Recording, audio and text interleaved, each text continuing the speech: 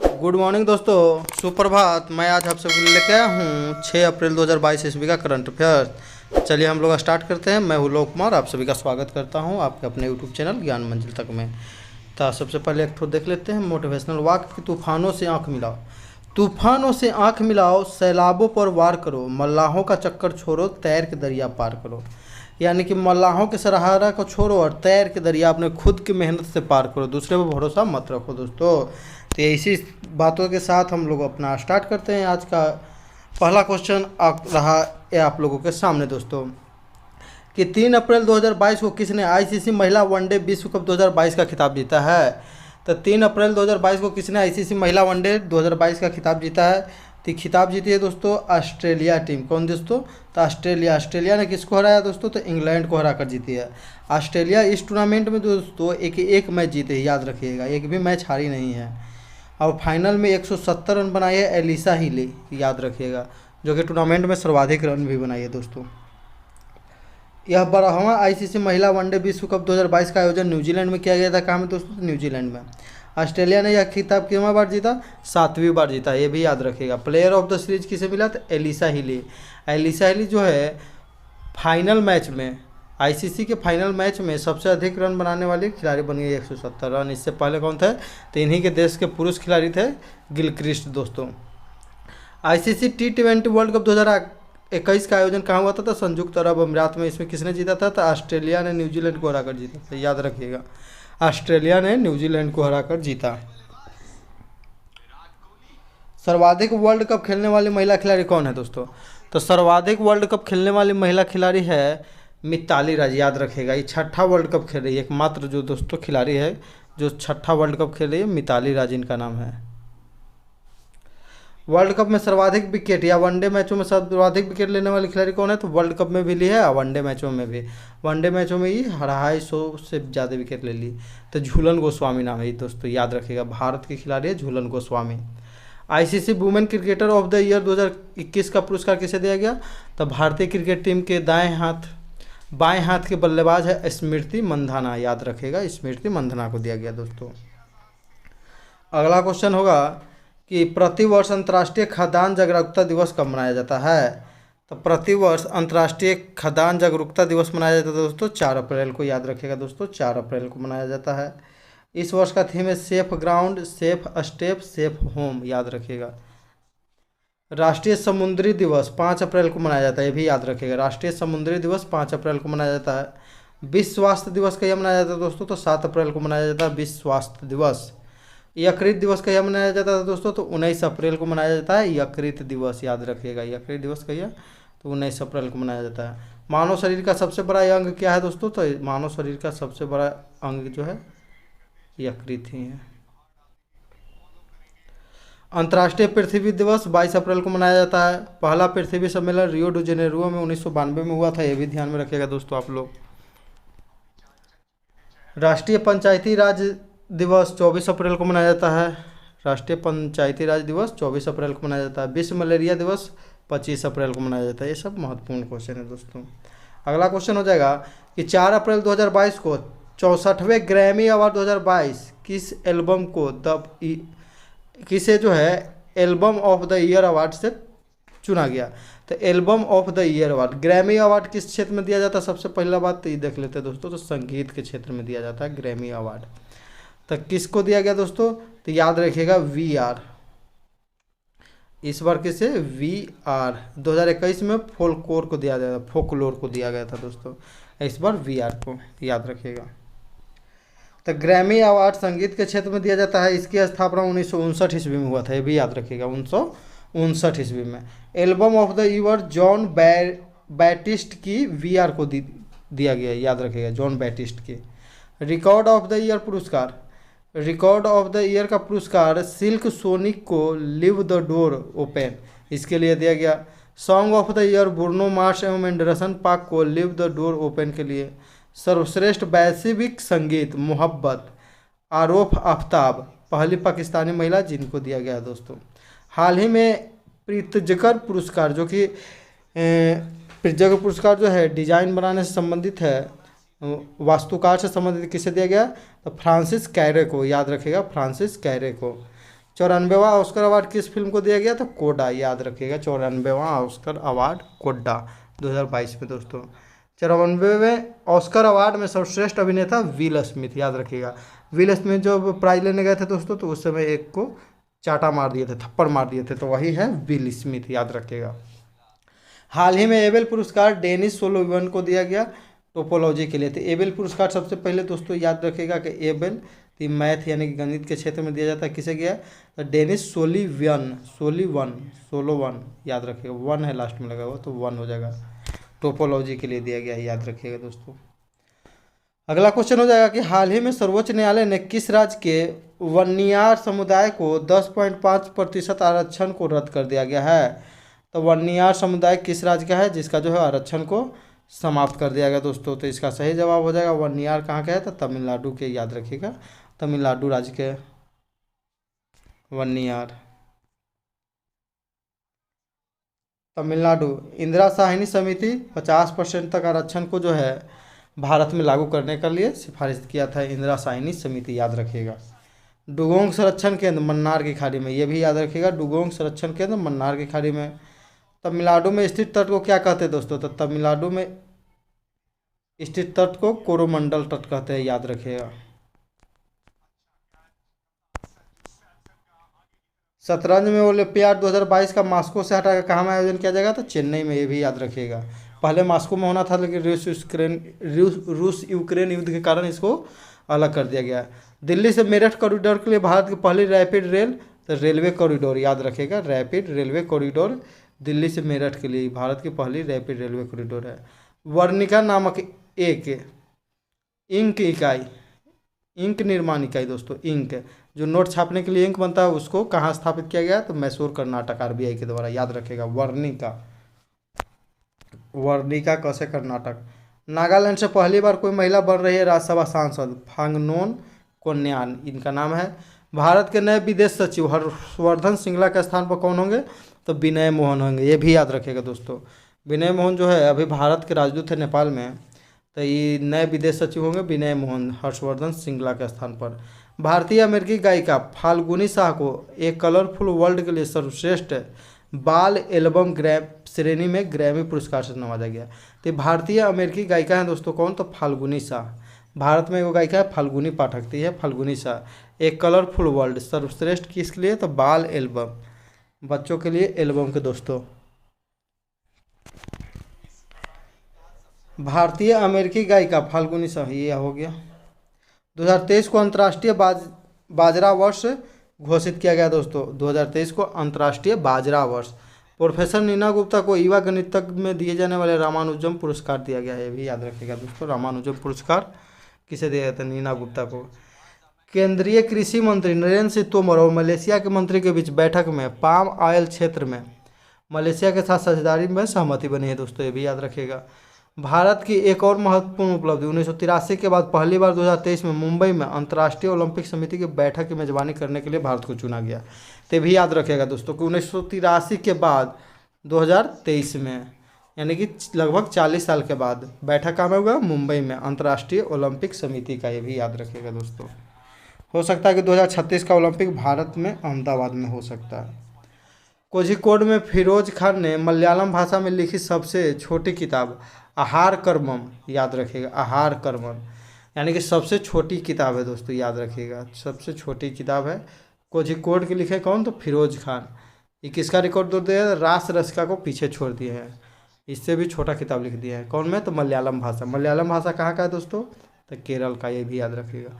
भारत के UPI platform को अपनाने वाला पहला देश कौन है? तो यूपीआई प्लेटफॉर्म को अपनाने वाला पहला देश नेपाल। भीम को अपनाने वाला भूटान, याद रखिएगा दोस्तों, भीम को भूटान।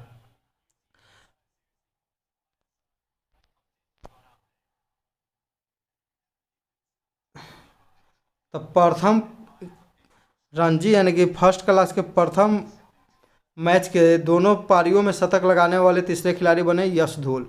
पहले हैं नारी कॉन्ट्रैक्टर, अब विराट आप्टे तीसरे खिलाड़ी बन गए हैं यश धूल, जो कि दोनों पारी में शतक लगाए हैं दोस्तों।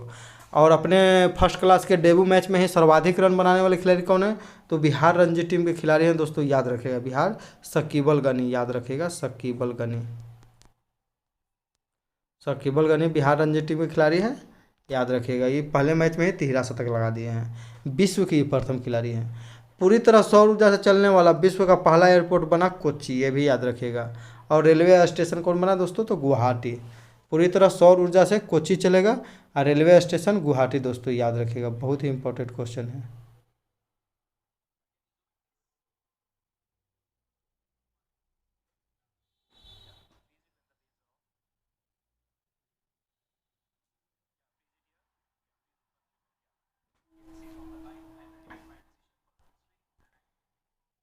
इजराइल में इजराइल में पैदा होने वाली दुनिया की सबसे बड़ी वजनी स्ट्रॉबेरी कौन है दोस्तों? तो कहाँ में पैदा हुआ है? तो इजराइल में दुनिया की सबसे बड़ी स्ट्रॉबेरी, याद रखिएगा दोस्तों। प्रधानमंत्री नरेंद्र मोदी ने वीडियो कॉन्फ्रेंसिंग के माध्यम से इंदौर स्थित शहरी गीले कचरे से बायो सीएनजी बनाने के लिए एशिया के सबसे बड़े गोवर्धन प्लांट का लोकार्पण किया है, ये भी याद रखिएगा दोस्तों। एशिया के सबसे बड़े गोवर्धन प्लांट का लोकार्पण किया है। G20 2022 में इंडोनेशिया के बाली में आयोजित किया जाएगा। G20 2023 का आयोजन कहाँ में होगा दोस्तों? तो 2023 का आयोजन होगा भारत में, याद रखिएगा दोस्तों। 2022 में इंडोनेशिया में, 2023 में भारत में। G20 का अगर पूछा जाएगा दोस्तों कि मुख्यालय कहाँ है, तो इसका मुख्यालय कहीं हेडक्वार्टर है ये नहीं है G20 का। 4 अप्रैल 2022 को किस राज्य ने 13 नए जिलों का शुभारंभ किया है?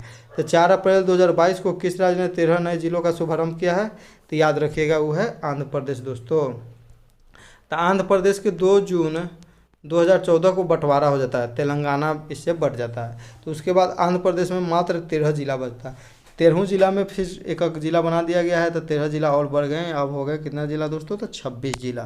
तो ये आंध्र प्रदेश दोस्तों। आंध्र प्रदेश जो है भाषा के आधार पर गठित होने वाला प्रथम राज्य था, याद रखिएगा। अब वर्तमान में आंध्र प्रदेश में जिलों की संख्या 26 हो गई है। भाषाई आधार पर गठित होने वाला भारत का पहला राज्य कौन था दोस्तों? तो 1953 ईस्वी में गठित हुआ था, ये था आंध्र प्रदेश दोस्तों। आंध्र प्रदेश राज्य का बंटवारा 2 जून 2014 को हुआ और तेलंगाना राज्य की स्थापना हुआ दोस्तों, ये भी याद रखिएगा। कर्नाटक का नवीनतम जिला कौन है दोस्तों? तो कर्नाटक का नवीनतम जिला है विजयनगर, ये भी याद रखिएगा। कर्नाटक का नवीनतम जिला है विजयनगर दोस्तों।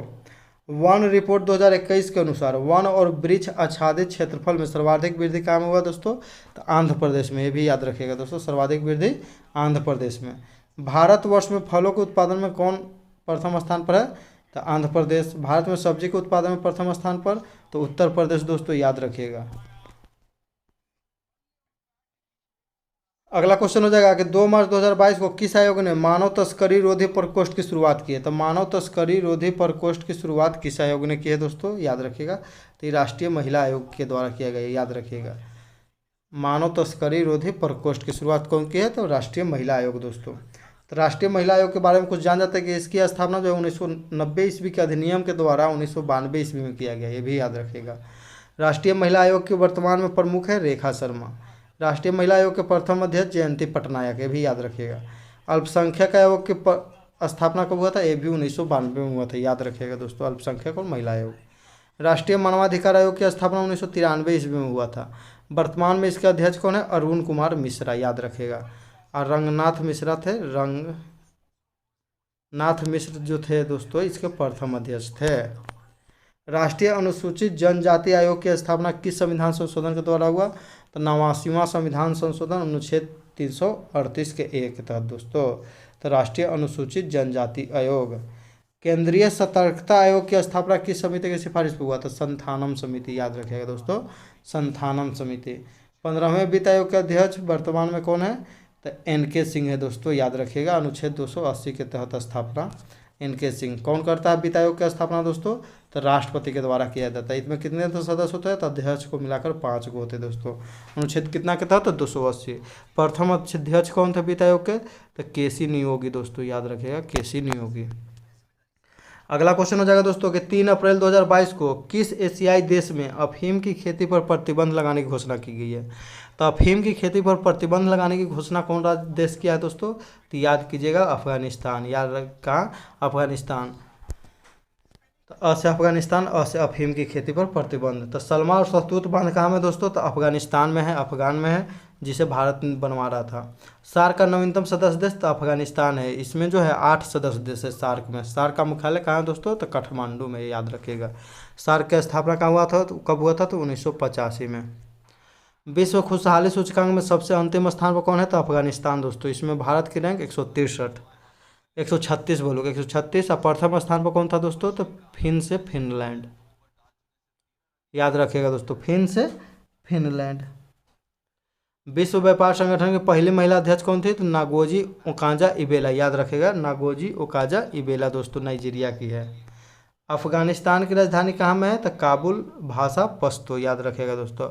अफगानिस्तान की राजधानी काबुल और भाषा पश्तो। ऑपरेशन देवी शक्ति का संबंध किससे है दोस्तों? तो अफगानिस्तान में जब तालिबानी जो है अधिकार कर लिए थे काबुल पर, तो उसके बाद भारतीयों को निकालने के लिए जो है अफगानिस्तान से भारत में वापस लाने के लिए ऑपरेशन देवी शक्ति चलाया गया दोस्तों। ऑपरेशन गंगा क्या है दोस्तों? तो ऑपरेशन गंगा जो है, ये जो है यूक्रेन में जो युद्ध चल रहा था, यूक्रेन से भारतीयों को निकालने के लिए जो है ऑपरेशन गंगा चलाया जा रहा है दोस्तों, याद रखिएगा। अगला क्वेश्चन हो जाएगा दोस्तों कि 4 अप्रैल 2022 को किसने प्रसारण सेवा पोर्टल का शुभारंभ किया है? तो प्रसारण सेवा पोर्टल की शुरुआत कौन किया है दोस्तों? तो याद रखिएगा, अनुराग ठाकुर के द्वारा किया गया है। अनुराग ठाकुर जो दोस्तों भारत के खेल मंत्री और सूचना एवं प्रसारण मंत्री भी हैं दोस्तों, याद रखिएगा। दुबई एक्सपो में खेल मंत्री अनुराग ठाकुर ने तेजस पोर्टल शुरू किया है दोस्तों, याद रखिएगा। अमीरात में जो है जॉब के लिए तलाशने के लिए तेजस पोर्टल है। फास्टर और सुपेश पोर्टल किस संवैधानिक संस्थान से जुड़ा हुआ है?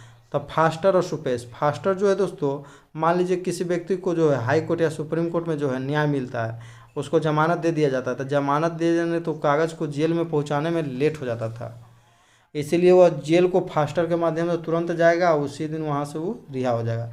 सुपेश पोर्टल भी सुप्रीम कोर्ट के द्वारा शुरू किया गया, याद रखिएगा। सुगम्य भारत पोर्टल जो है दिव्यांगों के लिए शुरू किया गया दोस्तों, सुगम्य, याद रखिएगा, दिव्यांग। सारथी ऐप सेबी के द्वारा, स से सारथी, स से सेबी। सेबी की प्रथम महिला अध्यक्ष हाल ही में कौन बनी है दोस्तों? तो बहुत ही इंपॉर्टेंट क्वेश्चन है कि माधवीपुरी बुच। सेबी की प्रथम महिला अध्यक्ष कौन बन गई है? तो माधवीपुरी बुच दोस्तों, बहुत ही इंपॉर्टेंट क्वेश्चन है। विचार और अभिव्यक्ति की स्वतंत्रता संविधान के किस अनुच्छेद में है? तो 19 के 1 के ए में, याद रखिएगा। विचार एवं अभिव्यक्ति की स्वतंत्रता। तब विचार किसी के मन में विचार आया कि किसी को एक लपड़ मार देते हैं, और अभिव्यक्ति क्या हो गया? तो मन में विचार आया, उसको जड़ भी दिया, मार भी दिया, तो हो गया अभिव्यक्ति, याद रखिएगा। तो विचार तो कुछ आ सकता है, लेकिन अभिव्यक्ति हर समय पूरा नहीं कर सकते हैं। अगला क्वेश्चन है दोस्तों कि 3 अप्रैल 2022 को विक्टर ओर्बन किस देश के चौथी बार प्रधानमंत्री बने हैं? तो विक्टर ओर्बन जो दोस्तों किस देश के चौथी बार प्रधानमंत्री बने हैं? तो याद रखिएगा, वो हंगरी के बने हैं। हाल ही में हंगरी के नए पहली महिला जो है राष्ट्रपति भी बनी है दोस्तों, कैटलीना, याद रखिएगा। हंगरी की पहली महिला राष्ट्रपति तक कैटरीन नोवाक है। ग्रेबियर बोरिक किस देश के सबसे युवा राष्ट्रपति चुने गए? तो चिली के, याद रखिएगा। चिली की राजधानी सेंटियागो। आटाकामा मरुस्थल चिली और पेरू के सीमा पर स्थित है, भी याद रखिएगा दोस्तं। जापान के नए प्रधानमंत्री कौन है? तो फूमियो किशिदा, याद रखिएगा। जापान के पहले कौन था दोस्तों? योशिहिदे सुगा से पहले तो शिंजो आबे दोस्तों। हंगरी की राजधानी बुडापेस्ट जो है डेन्यूब नदी के किनारे स्थित है, ये भी याद रखिएगा। हंगरी के घास के मैदान को क्या कहते हैं? तो पुस्ताज, याद रखिएगा, बहुत ही इंपॉर्टेंट क्वेश्चन है, पुस्ताज। पुष्पाजी नहीं, पुस्ताज। पिछला वीडियो में क्वेश्चन पूछा गया था दोस्तों, जिसका उत्तर क्या है? तो कर्नाटक है दोस्तों, याद रखिएगा। सही जवाब देने वाले लोग हैं आयुष वर्मा, KIT 2007, खबरदार कमेटी और रुपेश यादव। इन सभी को ढेर सारी बधाई दोस्तों एवं शुभकामनाएं। आज का क्वेश्चन रहेगा दोस्तों, जिसका आप लोग कमेंट करके जवाब दीजिएगा कि ICC महिला वनडे वर्ल्ड कप 2022 का खिताब किस देश ने जीता है? तो ICC महिला वनडे वर्ल्ड कप 2022 का खिताब किस देश ने जीता है, इसका आप लोग जवाब दीजिएगा। वीडियो को पूरा देखने के लिए दोस्तों धन्यवाद। जय हिंद, जय भारत, वंदे मातरम दोस्तों।